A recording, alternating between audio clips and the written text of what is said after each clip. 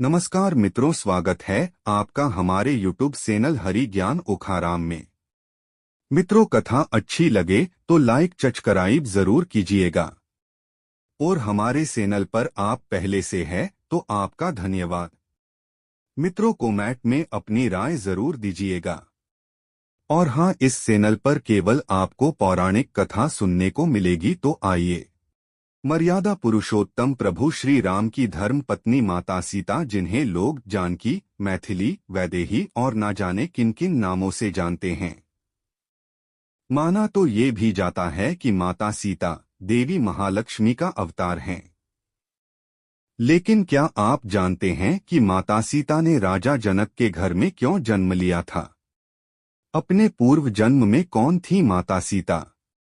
जब जब धर्म की हानि होती है और पाप बढ़ता है, तब तब भगवान धरती पर प्रकट होते हैं।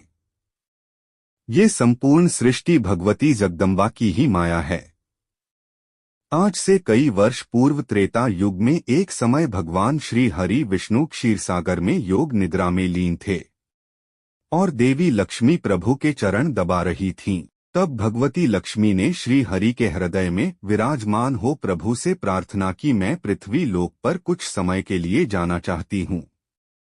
और इस प्रकार श्री हरि की स्वीकृति लेकर देवी लक्ष्मी पृथ्वी लोक के भ्रमण पर चली गई और वहां देवी की भेंट देवताओं के गुरु बृहस्पति से हुई। देव गुरु बृहस्पति ने मां से इच्छा प्रकट की कि हे महामाया, देवताओं के उद्धार और असुरों के विनाश के लिए आप मेरे कुल में जन्म लें। इस प्रकार देवी लक्ष्मी ने बृहस्पति के पुत्र ब्रह्मऋषि कुशध्वज की पुत्री के रूप में जन्म लिया। अपने जन्म के कुछ समय बाद ही उस कन्या को वेदों का ज्ञान हो गया था, इसलिए उस कन्या का नाम वेदवती रखा गया।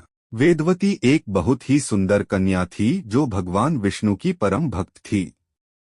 वेदवती अपनी भक्ति में इतनी लीन हो गई कि भगवान विष्णु से प्रेम करने लगी। अपने मन में श्री हरि से विवाह की इच्छा ले कठोर तपस्या करने लगी।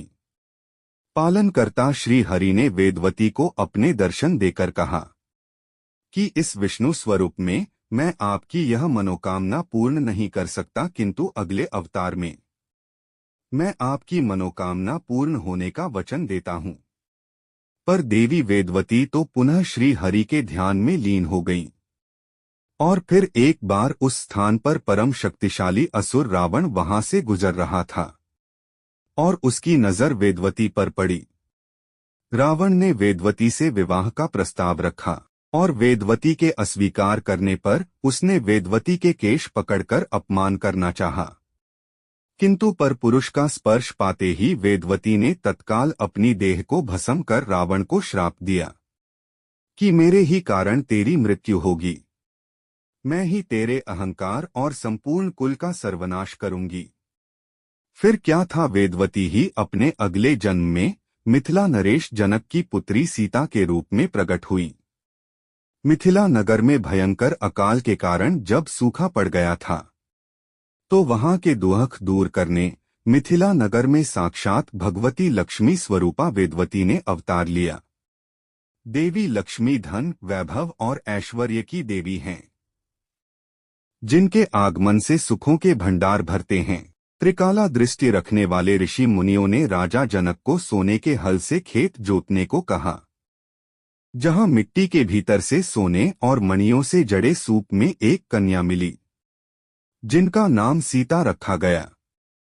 राजा जनक की पुत्री होने के कारण माता सीता को जानकी नाम से भी संबोधित किया जाता है। उस कन्या के जन्म लेते ही वर्षा होने लगी और हरी हरी खेती सरसर लहराने लगी। राज्य में धन वैभव बढ़ता गया।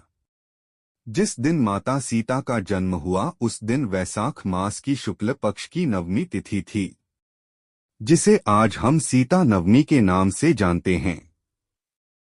माता सीता के जन्म के कुछ समय बाद राजा जनक और रानी सुनयना के गर्भ से 3 कन्याओं ने जन्म लिया, जिनका नाम मांडवी, उर्मिला और श्रुतकीर्ति रखा गया। ये तीनों माता सीता की बहन थीं। आगे चलकर भगवान श्री हरि विष्णु ने अपने वचन अनुसार श्री राम के अवतार में सीता स्वयंवर में धनुष भंग कर माता सीता को अपनी पत्नी रूप में वरण किया। तो वहीं माता सीता की बहन मांडवी का विवाह श्री राम के भाई भरत, उर्मिला का लक्ष्मण और शत्रुघ्न का श्रुतकीर्ति से संपन्न हुआ।